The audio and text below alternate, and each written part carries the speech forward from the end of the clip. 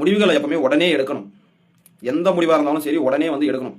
இப்போ நம்மளுக்கே கூட யாரான ஒருத்தர் வந்து ஒரு ஒர்க்கை பற்றி, ஒரு ஜாபை பற்றியோ, இல்லை ஒரு பிஸ்னஸை பற்றியோ, இல்லை ஒரு புது கோர்ஸை பற்றியோ யாரா நம்மகிட்ட சொல்கிறாங்க அப்படின்னா, அந்த முடிவு எடுக்கிறது நம்மளுக்கு ஆவரேஜாக ஒரு 50% ஓகே, எனக்கு இது சரின்னு படுது அப்படின்னா அந்த முடிவை உடனே எடுத்துடணும்.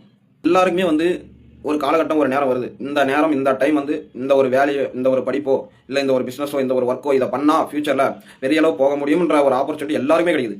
அவங்க அந்த டைமில் அது என்னன்னு படிக்கிறத விட்டுட்டு அவங்களா ஒரு முடிவு எடுத்துட்டு அவங்களா ஒரு ஆராய்ச்சி பண்ணிட்டு பண்ண வேண்டிய வாய்ப்பை பசங்களை தள்ளப்படுறாங்க.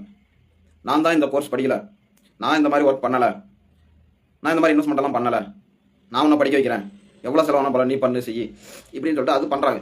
இதே முடிவை அந்த பேரண்ட்ஸ் எடுத்திருந்தாலோ ஜென்ரேஷனோட வாழ்க்கையே மாறி இருக்கும். முடிவை யார் சரியான விதமான கணிச்சு இது ஃபியூச்சரில் இருக்கும், இது ஃபியூச்சரில் பெருசாகும், இதெல்லாம் எல்லாரோட நம்மளோட லைஃப் மாறும், நம்ம குழந்தைங்க லைஃப் மாறும், நம்ம ஜென்ரேஷனோட லைஃப் மாறும் இப்படின்னு நினைச்சவங்களோட வாழ்க்கை மாறிடுச்சு.